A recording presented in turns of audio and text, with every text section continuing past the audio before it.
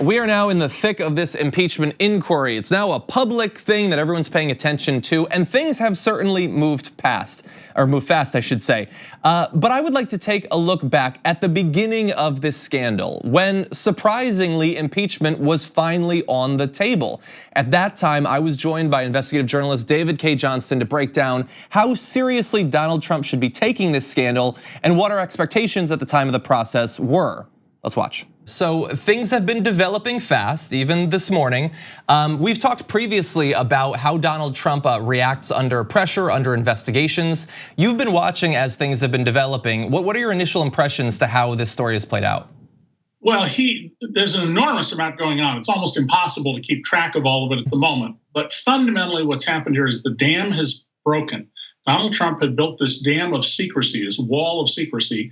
It's now been breached in a significant way. And of course, it isn't tearing babies from their mother's arms. It isn't pouring pollutants into the air and the water or any of the other things Trump has done. It's national security that suddenly has gotten Washington's attention. And Donald is behaving in a frantic manner. He knows that he's in trouble over this. And he's desperately trying to figure out how to discredit everybody, which is what's worked for him in the past. Yeah, and look, even beyond discrediting, we had the audio yesterday of him talking about either the whistleblower or whoever might have provided information to the whistleblower should be dealt with like we used to deal with spies or something to that effect. What do you think about this turn for Trump? Well, Donald, is not very smart. He's not educated. And he pulls things up out of his hat. And he clearly has these violence fantasies. He's talked about wiping out all 25 million people in North Korea. He's talked about wiping out everybody who lives in Afghanistan. And so it's kind of not surprising, at least to me, that he wants to go back to the idea of hanging spies in wartime when they're caught summarily.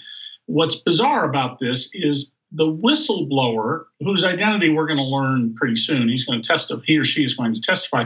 The whistleblower very clearly was someone who was being informed by people right around Donald. They probably didn't know this was coming, but you can see how openly information flows behind that wall about what Trump is doing and how little we've seen so far into that White House.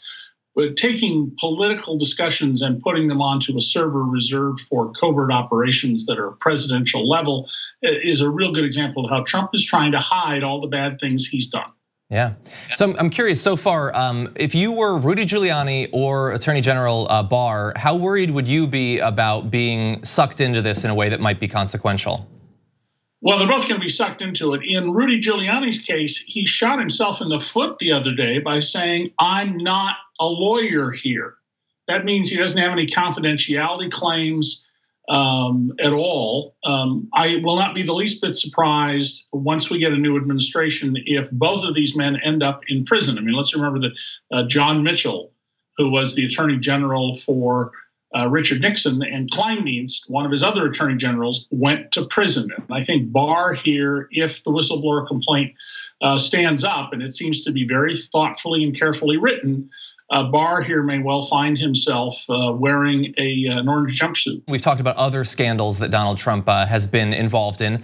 And the thing is that in this investigation, at least the way Nancy Pelosi is talking about it so far, those are not going to be a part of it. This is going to be very narrowly restrained onto the Ukraine issue. What do you think about that as a strategy? Well, Pelosi is a real general of strategy, and if that's how she decided she wanted to go, that's what's going to happen because she's pretty firmly in control. This is pretty damaging stuff. I have a piece that just went up a few minutes ago at Raw Story and will be at DC Report on Saturday about how the key to impeaching Donald and convicting him lies with Fox News.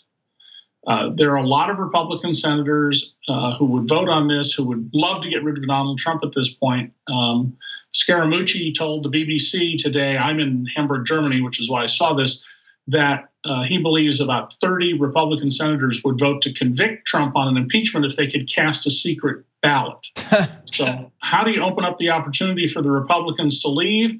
Fox News. If Rupert Murdoch and his son Lachlan tell Sean Hannity to stop what he's doing and change his course, he will. He's an entertainer. The people on Fox and Friends, they're actors posing as journalists who read the scripts that are given to them.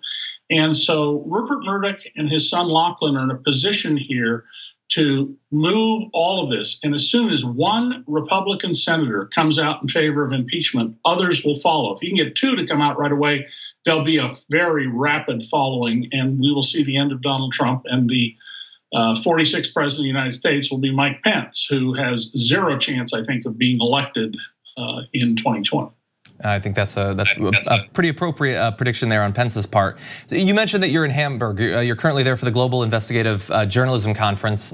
A lot of what we found out over the past few years has been not through whistleblowers like in this case, but through the work of investigative journalists like yourself.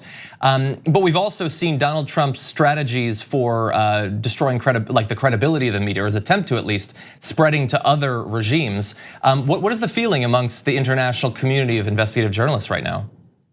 Well, interestingly, the Whistleblowers report specifies and cites the work of the Organized Crime and Corruption Bureau, which is the biggest investigative newsroom in the world. It's got 150 people scattered all over the country. It's a virtual newsroom.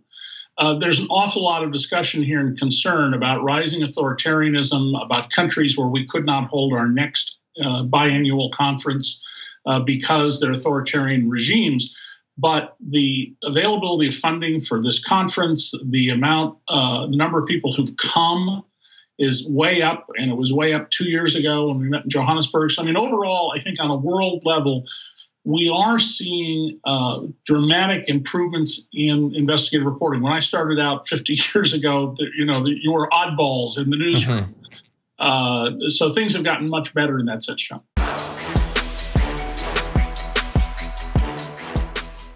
Thank you for watching this clip from the Damage Report. For more content from the show and access to TYT Network members-only exclusives, go to tyt.com/Brooke. Wait, no, it's tyt.com/John. Go to tyt.com/John to sign up.